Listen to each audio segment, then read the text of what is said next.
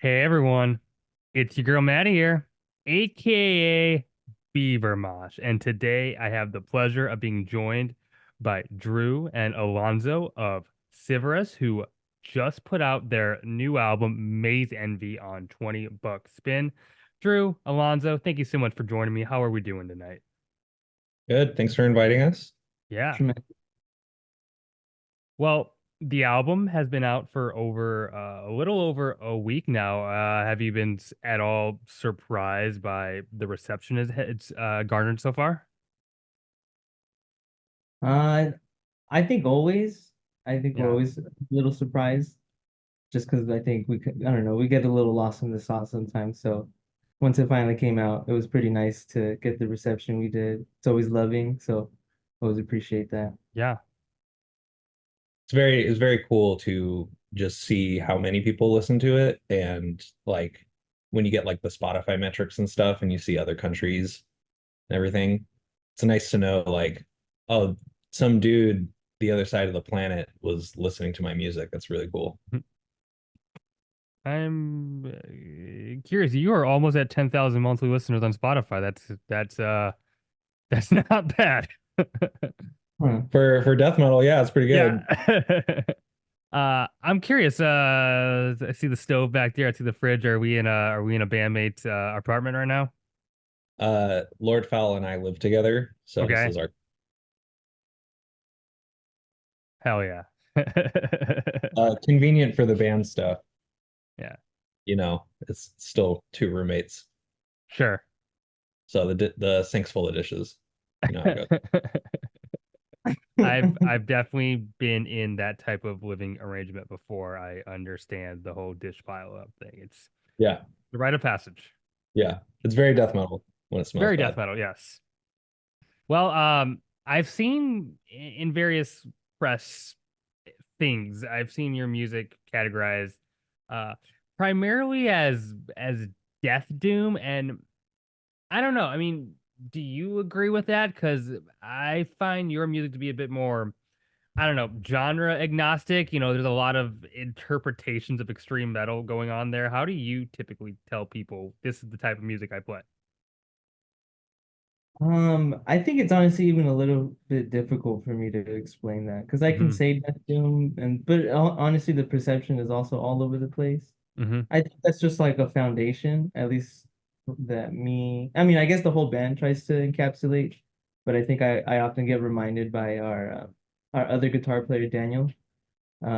His influences are kind of centered around, I would say the whole band sounds like in a way, but we Sure. all have to just like the same thing, you know what I'm Yeah. saying? Or but with variety. So yeah, it's hard to explain, but sure, yeah, I guess we're Dead Doom. Some blackened elements, Hmm. atmospheric. Because I think also Daniel and Lord Fowl's old band Aowen, um, yeah, they were an atmospheric like black metal band, and I think that kind of um, that's bled into this because that was a band I was into at some point as well. Hmm. So it's nice to kind of get around those genres, I guess. Yeah. I tell everybody death doom to make it easy, or like if they don't know about metal, I just say death metal. But if people keep saying blackened death doom, which is cool, and then someone was like blackened death doom with post metal influence, and I was like, okay, it's like branching out. People say cavernous death metal or cavernous death doom sometimes, which I'm like, all right, sick. And then we got like three comments of people saying death gaze, which I was like, whoa.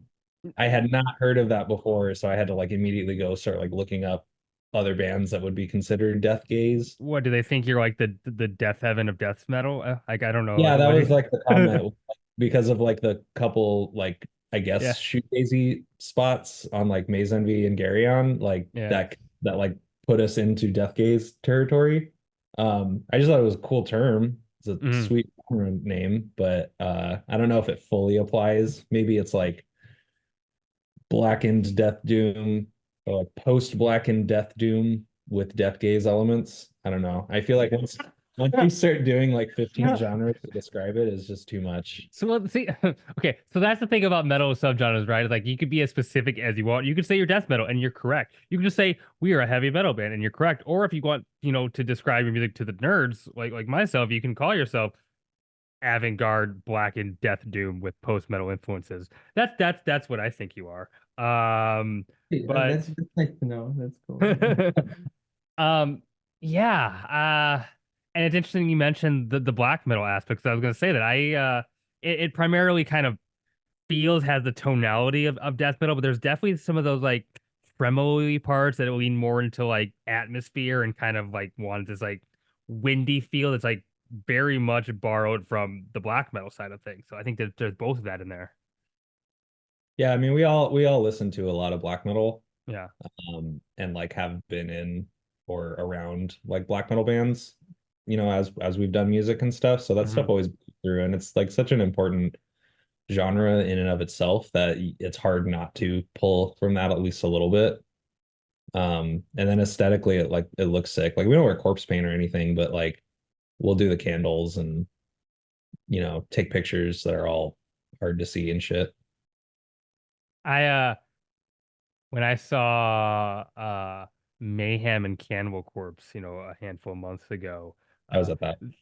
yeah, that the contrast of Mayhem coming out had their like incense, they were all in like red robes and like kind of obscuring themselves versus uh Cannibal Corpse that just were like all in like ratty t-shirts and jeans, but they were both equally metal in their own way. It's just like Yeah. there's like yeah. There's the aesthetic thing that like kind of differentiate them for sure. It's interesting. I'm in the band and sometimes I don't tend to make, those acknowledgments just because I like I said, we're kind of lost in the sauce, so it's like interesting to see what the aesthetic is even perceived as. Yeah. Yeah. Well, you're on 20 bucks spin now. And what what has that experience been like? Because obviously that is a big hitting name in underground extreme metal. After we did Decrepit Flesh Relic, the first album, Hmm. when we were starting to put this one together, we approached Dave with it and like had just like phone demos and stuff. And he was like on board immediately. Like we talked to him before and stuff, so there was interest. But after we sent him like, hey, here's what this is sounding like, he was like, okay, yes, like we'll take you on. Which is a really nice feeling because the whole labels, the lineup is super stacked. Sure. Just like front to back. I don't think there's any bad bands or anything in there. So he curates it really well because Yeah. there's some labels that'll just kind of take anything. But it seems more like Dave will say like, no, I'm sorry, this doesn't fit. Like you should seek elsewhere. Which I think, really helps out the label a lot in that it keeps it all more or less consistent. When I think of 20 bucks spin, like there's not necessarily like a completely defined sound because you share a label with like Holder, which is like a straight black metal act. But Mhm. there is I could tell a 20 buck spin record, just like the artwork, the press photos, the like it has a thing. Like it has its touch. Like okay, this is 20 bucks spin, that makes sense. And I don't know exactly how to describe it, but 20 bucks spin has a thing that like kind of defines them. Yeah, it's I don't know if it's like the drive or the ambition that all the bands seem to have, Mhm. or just like the general like attitude towards the music that it's taken seriously but not seriously at the same time. Like, we're all artists and we do take the music seriously, but like we're still Mhm. like people and want to have a good time at the end of the day. Mhm. Um, there's a few labels that I know that where it's just like this is metal, nothing else. Like it's very like that old Mayhem, the like no moshing, no fun, no posers Yeah. thing. Which I think is a bit much. You should have fun, even if it's like scary music and stuff. You should have a little Yeah. bit of fun with it. I Yeah. don't I'll go for it. Yeah. No, you go ahead. I was like, I don't I think that's dying. Like I've gone to quite a few shows this past year where that like we take metal very seriously demeanor is kind of not there anymore, but there it is there too. Like it's like it's kind of give and take based on what show you go to. If there's gonna be people like that that like are like very stoic and don't want anyone to like show any emotion. I don't know. Yeah, there's definitely people that spend like too much time on metal archives and like have to just be like super serious about it. Yeah. Um, and I think that's cool in like some shows where you want to be like really serious when it's like, like super raw, like black metal shows, Hmm. like you're not gonna do the fucking Amon Amarth rowboat mosh shit at that. Yeah.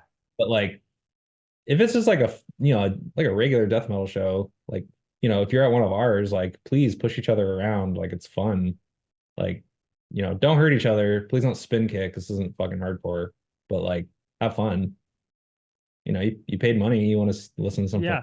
music, have a good time, get drunk. I always find it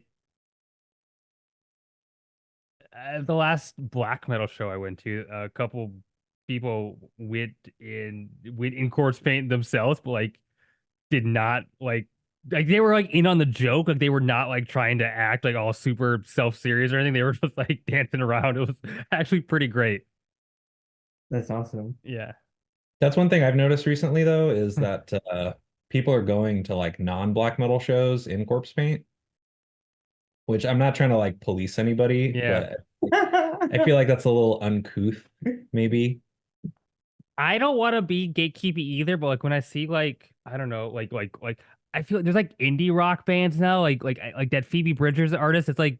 using black metal fonts. Like I fine, but also like that's mine. I don't know. I don't know how to feel about it. Yeah.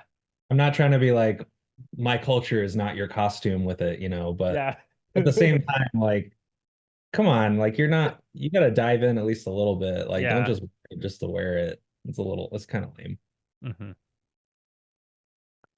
Another trend, I don't know if you've noticed this, but I'm 30 and I kind of expected me to be like the youngest at like when I go to like a thrash metal gig, like I saw a creator. No, there are like Zoomers getting into like old school thrash. And I don't know where that coming from, but like it's cool.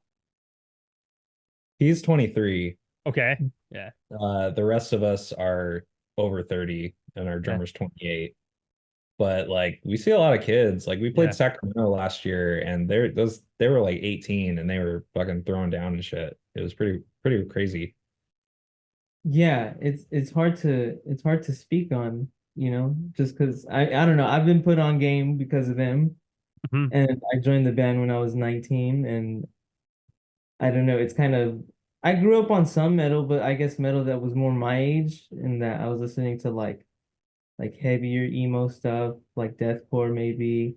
Sure. Um, so that like that is, I have a certain like almost appetite for heavy music. So then when I became friends with Lord Fowl and Daniel, they kind of showed me like weird, they showed me like weird stuff, and I was like, oh, this is kind of crazy. Like, Yeah. um, so I don't know. It's coming from my perspective. I don't really understand trends or anything that's going on around me, but I understand people like what, good music sounds like, I guess. Yeah.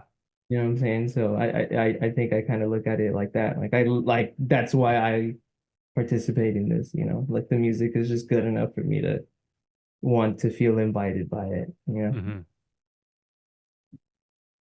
Yeah. No, that's great. And like I guess I wasn't really asking as like a I think this is a trend thing. I was just like curious, is like where I just assumed that like people like have their in their age groups have their sphere of influence and they're getting fed these music, and I didn't think that like Megadeth was part of that, but maybe it is, like Yeah, yeah, I feel like yeah.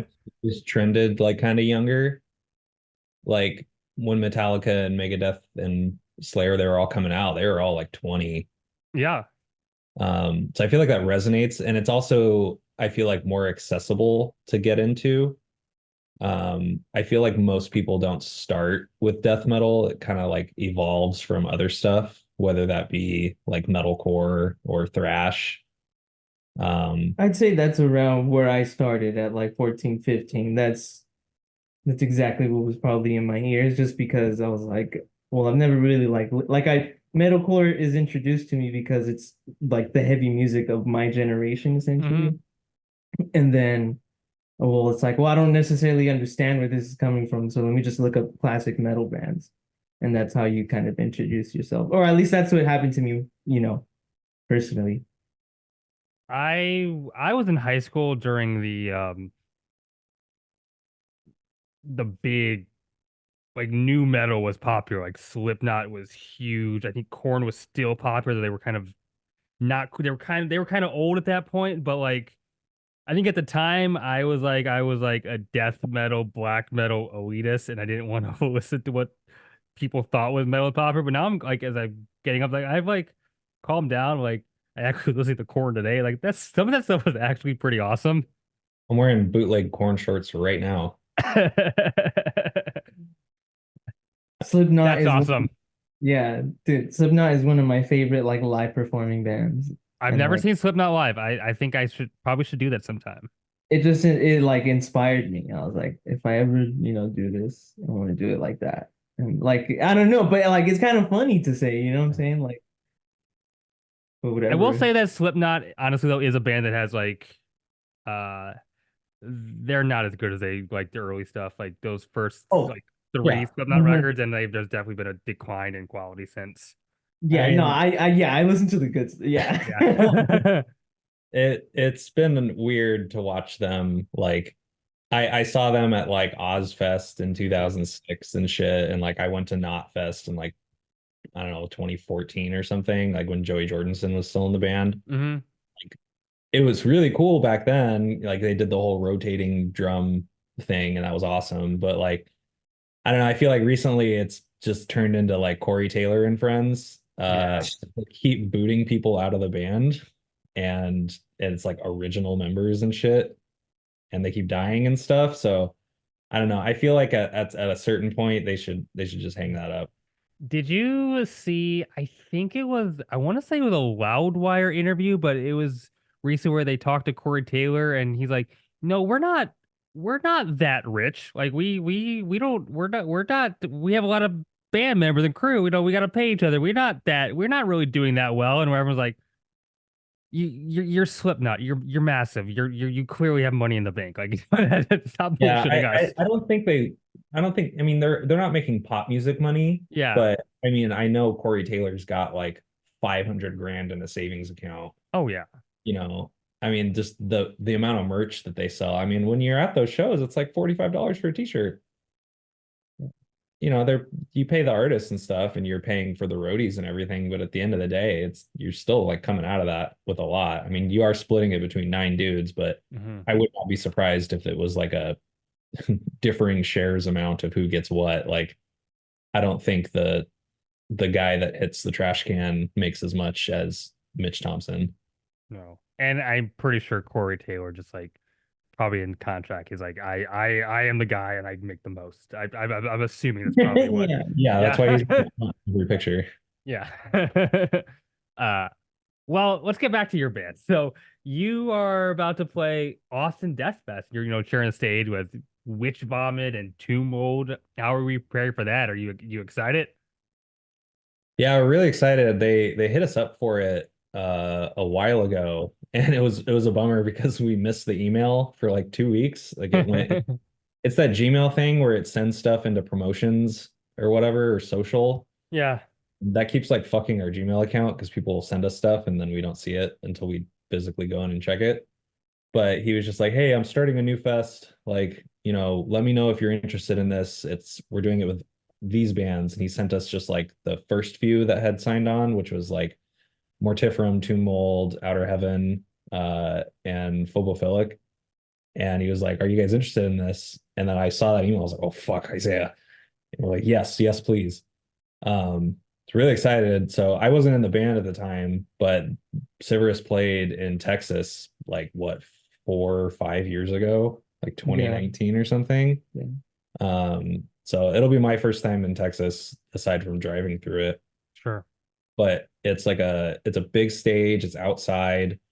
The last time we played outside was like a backyard show like 4 years ago. So it's really cool to be able to do that. And the lineup is just stacked. Is it the same promoters that do MDF? They're kind of just putting other stuff out in other cities now. No, it's It's not. it's an independent guy. Okay. He's in Left to Rot. Okay. Yeah. Jason. Yeah, he was starting up his own thing. He did an article with um Decibel or Metal, I think it was Decibel, where he talked about it and he was just like I'm sick of seeing like these festivals where it's one giant band at the top of the flyer. It's like Autopsy, and then there's Yeah. like 35 tiny logos underneath it. And he's like, I want to do one where it's just for the small logos, like the good underground stuff, like the modern bands. Hell yeah. I was like, oh, that's really fair. So that's why like Tomb Mold and Witch Vomit and Outer Heaven and stuff, like Mortiferum, like those are the headliners. Like big acts for our scene, but not national big acts. I was gonna say like we as underground metalheads we have an interesting perspective on big like you and I we think Tomb Mold massive but like they're not but like in terms of like death metal they are about as probably as big as you can get right now. Yeah, Yeah. and Yeah. we still, lose money when we go do shows. Well, are you touring at all beyond these couple festivals that you have booked? So we have that coming up. We're doing San Antonio the night before Austin, just Okay. like a show there, and then driving to Austin after that. We're doing a tiny run with Hell. So far we just have 2 dates. We're trying to get a third one, but that's going to be Death Over Bakersfield, and then a show in Sacramento at Cafe Colonial. Um, After that, we have just a one-off show with Wayfarer, uh, and we've got Deadstock 2 in Atascadero, which is just like death metal and grind, like put Yeah. together. Just this little 2-day fest, um, like very, very underground stuff. Love that. And then after that, we're going back to Europe at the end of the year for 9 days. Cool. Any cities you are very have you been to Europe yet? We played Killtown Death Fest in Okay. Copenhagen last year. All we have that we can say so far is Oslo. We're Yeah. doing Oslo Death Fest on the 29th of November, and then after that, we like have a route they're planning, but they're still booking all the shows. Cool. Uh, yeah, Oslo. I've always wanted to go to Norway. That sounds fantastic. Yeah, he doesn't get it, but we're Yeah, taking I him do. to Helvet just to go take pictures, and Yeah. he doesn't understand, but the rest of us do. There's So a there's a there's a few great documentaries about Helvet on YouTube for free if you want to know what the I hell think we talk about. they've shown me at least one of Okay. them. the story, but he hasn't fully grasped that like this is where Euronymous was. Yeah. Yeah, like I don't. Yeah, yeah, Frost exactly. was in here, like Have you Varg probably kissed in this room, yeah. that kind of thing. Have you, and I'm not necessarily saying this as an endorsement because honestly I kind of hated it, but have you seen the Lords of Chaos movie? Yeah, Yeah, yeah. we We watched watched it that. while we were recording the first album. Okay. It was on because we recorded at Andrew from Apparition in his Sure. apartment. He had a little studio and he just had it on. It's fucking awful. Like, One day I came over, and this is before. I think this is before you had moved in, yeah. and we watched. I watched Lords of Chaos with Isaiah. And I thought it was kind of funny. I I don't like Varg, but like I think it's hilarious that he keeps calling that guy Fat Varg. Which he's not even fat. I mean, but Varg was just so skinny at the time that it's just It's very so funny. accurate to Yeah. be. I just think the movie like kind of first of all it kind of downplayed the severity of Varg. But I don't know, it just felt too goofy in my opinion. Definitely, yeah, definitely looks like some goofy ass It shit. felt Yeah. more like a surface level reading of what the Yeah. whole scene was at the time. Like, I'm not saying they needed to have like a black metal advisor on set or something. But like, I don't know. It's just like, okay, they put the corpse paint on scene and Yeah. like, oh, here's the scene where Dead kills himself. Let's make it 5 minutes long and it's kind of funny because it was kind of funny, Yeah. even though it wasn't supposed to be. No. And Yeah. then I don't know. I thought the acting was bad. Anyway, The best like band movie is Green Room.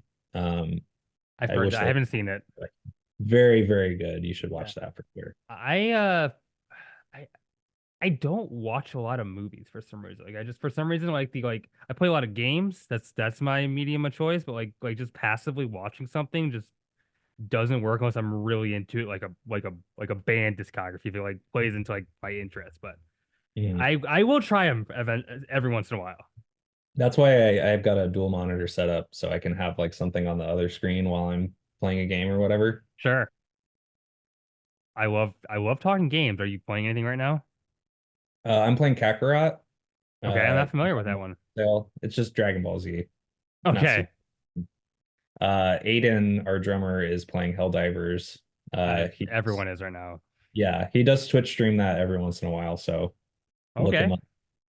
up. Um, that's mostly Daniel was playing Armored Core for a while. Um, I don't know what he's doing now. Probably back to Elden Ring, and then Yeah. Lord Fowl just plays Madden or Okay. Doom. Uh, right now I am playing through the Final Fantasy VII remake, and I am So absolutely the obsessed with it. Just the character design, like I just got Tifa or Aerith. uh Aerith. Uh, Uh I'm gonna shut this off. well, I don't Aerith just I like Era's story that she like I feel like Tifa was like always in on the thing where Aerith had the choice. Like she could have just ran away, or she decided to, okay, I'm in this and I care about Cloud. I am just diving in and I like that about her. I think there's a little more characterization for her in the remake versus Yeah. the original. Like I played that as a kid, like Yeah. 4 discs on the PS1. So I feel like having like actual full voice acting and stuff really makes her a better character in this one. Sure, that makes sense. I never played the original. I don't know. I wasn't I was I had strict parents that get to play a lot of games as a kid, but now I'm catching up and yeah, so Yeah. yeah. But yeah, and then besides Final Fantasy, I talk about on the show a lot, but I am an avid RuneScape player. Just put hours and hours and hours into an MMO and it makes me happy. I stopped playing RuneScape when I was like 12 because I walked into a house and two people were cybering each other and I was like, what's going on here? And the guy was like, leave. And I just trolled as a kid. So I was like, no. And then he was like, follow me. And he made me follow him. He walked me like way out into the desert and just left me there. It's like a bunch of like high level scorpions and shit. It's just, Yes. I was like, all right, this isn't fun anymore. I gotta walk all the way back. Like, fuck this. I just never kid. See, yeah, back then we didn't have as much like wikis and YouTube videos for guys for games. Like you could very well get lost in a game, have no idea where to go. Oh yeah, completely. Yeah, that's hilarious. Well, I wanted to talk about the themes a little bit because uh well the artwork, the album is called Maze Envy. The artwork is a maze, like this like with that like purple goal at the center. What are we communicating here? Or is the concept of the maze meant to be like openly interpreted? So after we did DFR, Isaiah came and he already had the title of the album. He's like, it's gonna be called Maze Envy. And we're like, oh, okay. Why? And he's like, it's about being lost in your own mind. And I kind of took a while to like talk to him about it, but he had like a really rough like year and a half recently. Mhm. And like we all kind of did. Yeah, shit, we all did. So just the themes that he's expressed and we kind of like evolved as he and I wrote the lyrics and stuff. It's just like you're trapped in like, your own like self-made maze of depression, and you're obsessed with getting to the center of it to find kind of the answers. But at the same time, once you reach the center, you have to find your way back out of this maze. Hmm. And you don't know if you're going to or not, but you're hopeful that you will. And we went with Wano Cassiano for the art because we saw the Void Ceremony and the Majesties albums that Mhm. was also $20. And we had like talked about what we were gonna do for the art, and we obviously wanted a maze in it. And he was like, I want a maze.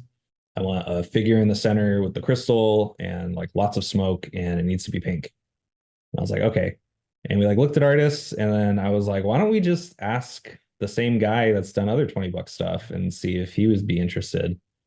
And we asked Dave from $20 if like that was fine. He's like, it's your album, do whatever you want. We're like, okay, cool. So I emailed him and I was like, hey, this is the band. Like, here's a link to the music. Here's like the idea that we want. Like, is this something you're interested in?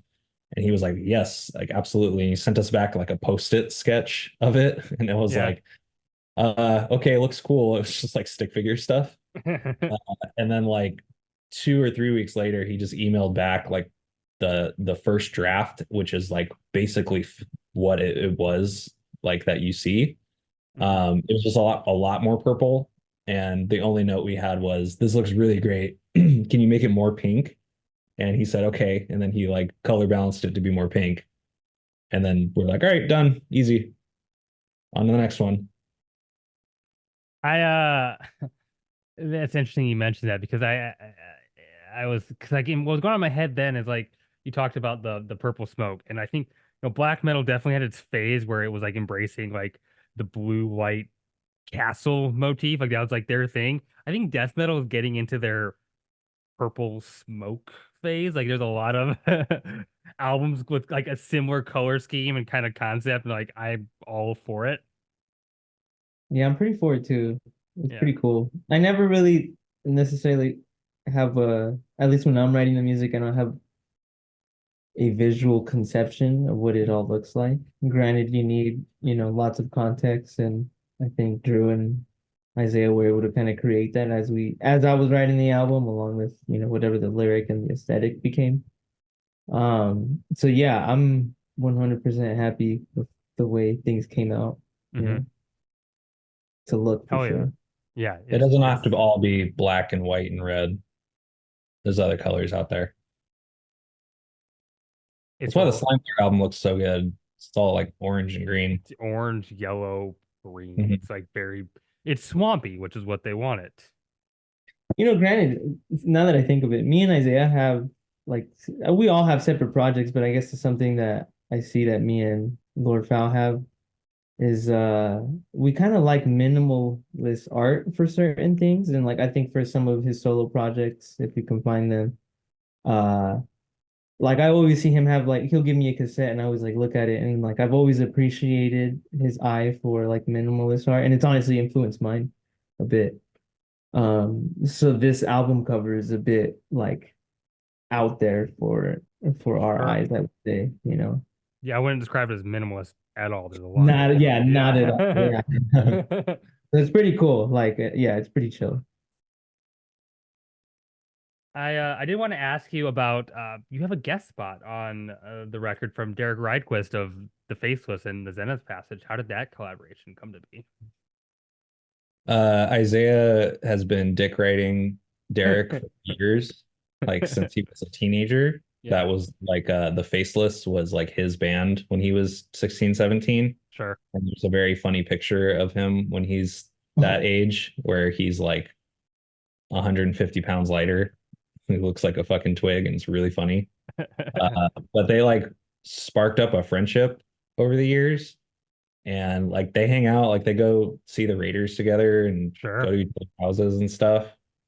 Uh, and then so when we were doing this, he was just like, I'm gonna ask Derek to do vocals on this. We're like, okay. And then he asked him, and Derek was like, yeah, sure, that sounds great. And we're like, oh wow, this is actually gonna happen. So we brought him on because we'd had a guest spot before, like again before I was in the band. MSW from Hell did vocals on the demo. Mhm. So it wasn't like a new thing, but having like Derek on was really cool because it was like, close friend, like he hangs out, he's a really cool guy. And just recently we played at the Terragram Ballroom in LA, opening up for Skeletal Remains. And Isaiah was like, "You're gonna come do the live, right?" And Derek was like, "Okay." And we didn't actually really think he was gonna show up, and then he did. And yeah, we were playing Labyrinth Charm, and halfway through, he jumped out and took my mic and started going in on it. It was awesome. That's so good. That's so good. Yeah, he's really ride or die. It's really nice. Yeah. He's a cool dude. I remember every time I've ended up catching up to like hang out with those guys. Usually everyone's already wasted, so it's kind of funny. And we all just kind of, you just chop it up for like hours and hours. And I don't know, Derek has always been like a super cool dude, He's never like I know him from the faces, but like I was maybe like 12, 13 when my older sister was going to festivals that they played, and Mhm. she would have their music on. And grant this is all from that like era of music, where it's like things get kind of like deathcore and like progressive, and it's pretty crazy. Yeah. Uh, so to kind of know him as that and have him be like the chillest dude ever, it's pretty cool. Makes Yeah. me, because he works hard, and I love the music. So that kind of, like to do that and be a fucking good dude is rare. Yeah, it's cool when you and I've had the privilege of having the show and getting to talk to a lot of people in the scene, but it's really cool when you meet somebody that like you think is like this like great figure in metal music and you actually meet them. They're like very down to earth and they're just real people and it's cool. Yeah, yeah. Yeah. It's definitely like the opposite of like don't meet your idols because they're assholes kind of thing. Like, it Yeah. was nice.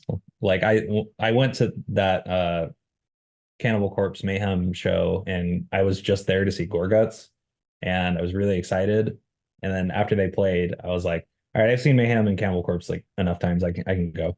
And then I went out to go to the merch table and the line was fucking huge and no one was there. We're all waiting. And then Luke LeMay came out and worked his own merch table. I've heard this. Yes. Yeah. And as everyone was going up, he was taking pictures of people and he got to me and I was like, it's like, I'm not gonna ask you for a picture, but like, can you like when are you guys coming back? Like, can you play stuff from Colored Sands? And he's like, oh, when we come back, we're gonna play the new stuff. Like, I was like, you're recording? He's like, yeah, we're recording. I was like, oh my God, so nice.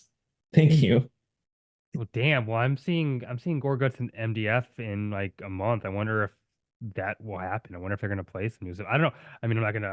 I have no idea, but that'd be really cool if they did. I hope so. That'd be awesome. Just Yeah. so that they've got it ready. I'm I'm late to the game, but Drew just got me into Gorguts like within the last couple months, and it's already like changed like the Oh, sound. yeah.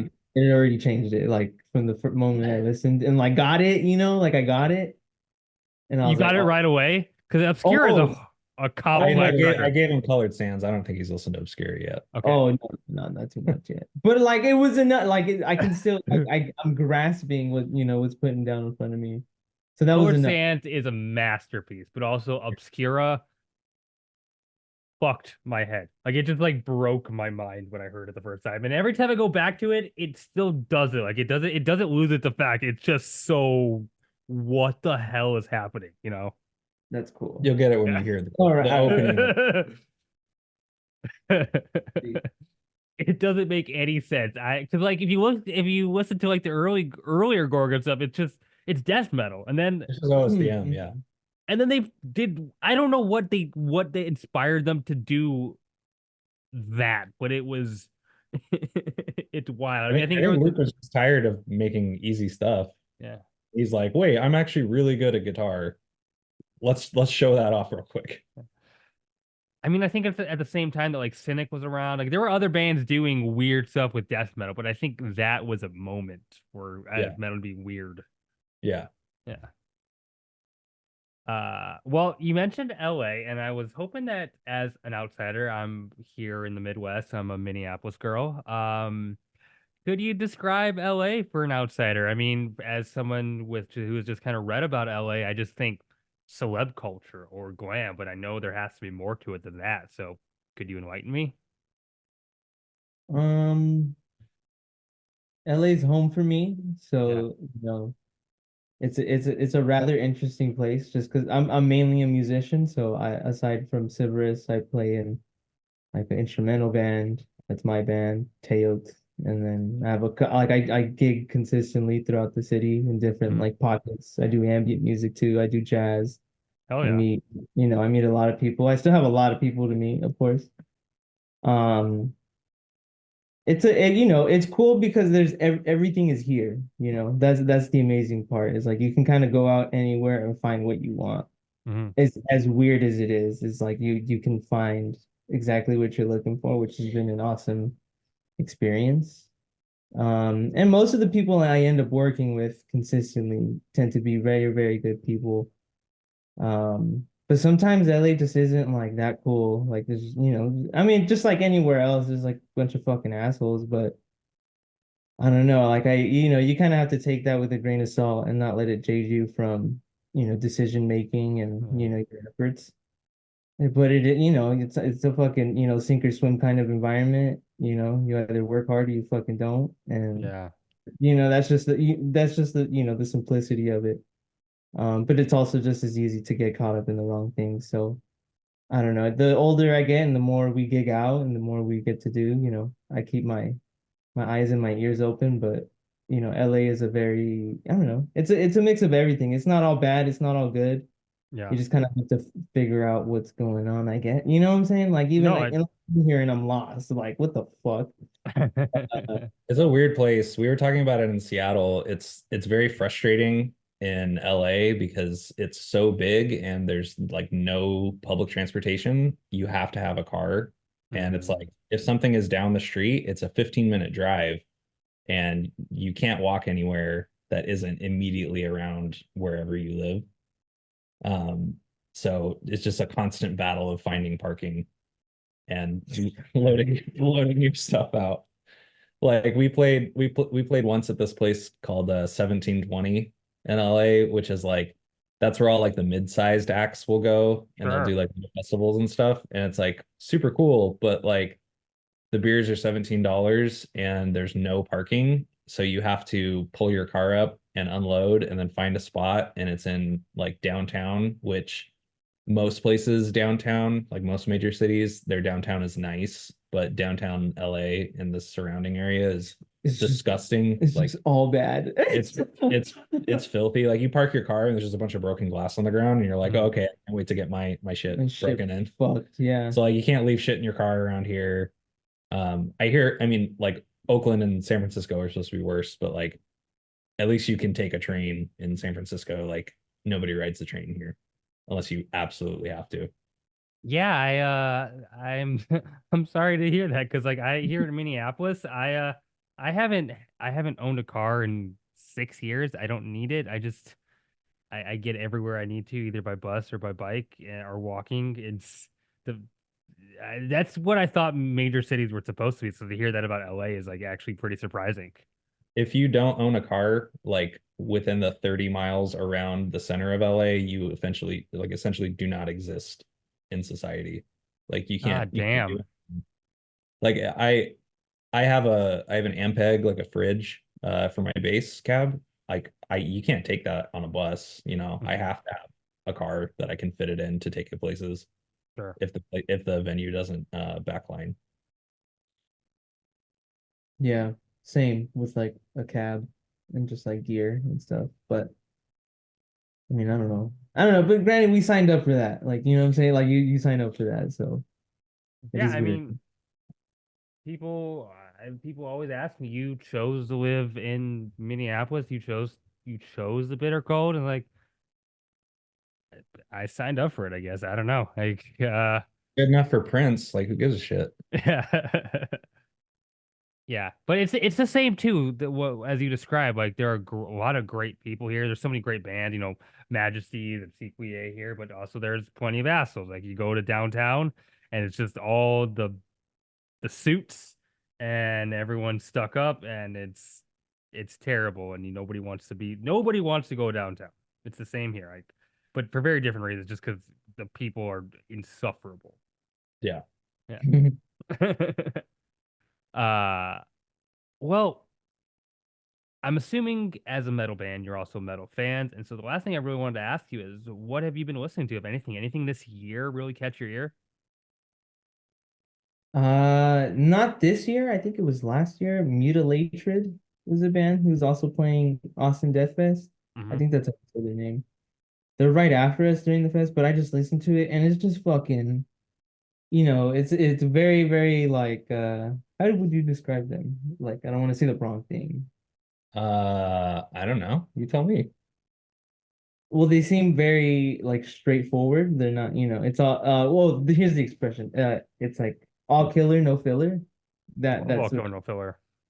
yeah, that's what I like about it. I'm very into like progressive sounding, bands or something more atmospheric or, just something very, very different, but they're pretty straight ahead and I love that sound. It's like very to your fucking face. Like there's no bullshitting with whatever they're playing. You know what I'm saying? Like it doesn't feel like that. There's It's all just nothing wrong with the meat and potatoes death metal if it's a good meat and potatoes death metal. exactly Yeah. like that's Yeah. what it fucking feels like. So yeah, I love that. That's the most recent like thing I've gotten into. Yeah. Yeah, for this year, it's like, I see the Spectral Voice. Like the new one was fucking really good. Oh I yeah. wish, I wish it was longer. Just, I mean, I know it was still like 48 minutes or whatever, but they could have kept going. Mhm. Um, the Slime Lord album was really good. Yep. Uh, and then I like missed it last year. But Blood Abscission, Yeah. That black metal EP? Oh yeah. yeah, with no info about anything. It's all independent, anonymous and stuff, and you don't know the lyrics or anything. That shit was really fucking good. It's so Uh, cryptic. Yeah. it just pisses me off because I want to know who's in it so that I can do other stuff. I also found Chaos Echoes this year, which is really good, like drone, like death drone, I guess. I don't Yeah, even I'm know not how. familiar with that name actually. Really sick. Check it out. Cool. And then that Full of Hell Nothing album last year when No Bird Sang, that 9/11 album, that was really fucking good. Hmm. Those are the most recent. And then I started listening to Lord Mantis again, Of Death course. Mask, incredible album. And then I bought that Thor's Hammer album while we were in Seattle at Zion's Gate, Sure. the Sun band where they had that 17-year-old Swedish high school girl do all the vocals and she does insane gutturals. Yeah. So I've been listening to that again. Hell yeah. Yeah, I am the same. The Spectral Voice record, the new one, was insane. Your label mates Holder, great record. Really good. Yeah. There's this very, very lo-fi underground like black metal act that I've been following called Uzlaga, and they just put out their newest record, very kind of that lo-fi atmospheric black metal, but it also has like this very palpable like gritty punk edge to it, and I really like it. So if you want something a little more kind of deep into the band camp kind of dive, I would suggest Uzlaga. All right. Yeah. My last one, I have to shout out Genophobic Perversion. I'm Uh, not familiar at all. no one is. No one listens to this guy. He's like 18 from Massachusetts, and he puts out like 15 albums a year of gore grind, and it's fucking crazy raw. And I keep telling people to listen to it, and no one does. It pisses me off. What's it called again? Genophobic Perversion. All right, I'm putting a note right now. Xenophobic perversion. That's Put out an album wild. like a week ago or something, and it's like 30 songs. Like, look at this. You're That fucking with me. artwork. What the hell? That is so much. It's gore grind. It's very a lot of dead bodies and stuff, but like it's really good. Probably a lot of like 3-second songs. They're usually around like 15 to 20 seconds. What a He's got huge like one distinction. that's like 6 minutes. I yeah, I can fuck with some good gore grind. Yeah. Yeah, cool. Well, Civerous. First of all, before I let you go, what are you sipping on right now? Oh, the The greatest DC. DC. I thought so, and I tell Look at people about my Diet Coke obsession, and they don't get it. this It's combo by Drew. Look at this combo by Drew, dog. Yeah, DC. incredible. I yes, you get it. I prefer Diet Coke over any soda. It's not that I'm like on a diet. It's just like I don't want something super sugary, but I want that nice kind of sweet caramely flavor. But just like It's it's negative my calories. LaCroix. I don't like LaCroix, but I like Diet Coke. It's negative calories. Like you can eat a big meal and drink that, and it cancels out what you just ate. I I'll also shout out the Spaceman brand. I don't know if anybody you watches this vapes, but check us out. Keeping Drew afloat, son. I If we could get a sponsorship, that would be the awesome, Spaceman. that display was cool. You know, Yeah. I used to be a heavy smoker. I used to smoke like half a pack a day. I've been off of cigarettes for over a year and a half now, but I'm like sometimes I get the urge and it's hard. I'm like maybe I don't know if I want to bite the vape bug. Like I don't know if it'll like, what it would do to me, if it would help. I don't know, but I'm definitely It'll open be to the idea. worse. I did it to stop smoking, and now I smoke and vape. Oh, But okay. like you can do that in the bathroom and no one notices, or Sure, like yeah. on your desk and blow it underneath. Okay, so maybe I shouldn't. Yeah, But don't. I recommend you do not. okay. I'll stick to the copious amounts of weed I do. Yeah, Yeah. exactly. uh well, cool. Well, like I said, thank you so much for joining me. I had a lot of fun with this conversation. For everyone at home, if you haven't checked out Maze Envy off a $20 spin, I definitely suggest you go do that. And thank you to my patrons as always. And you know the drill. My name is Maddie, aka Beaver Mosh, and I'm signing off.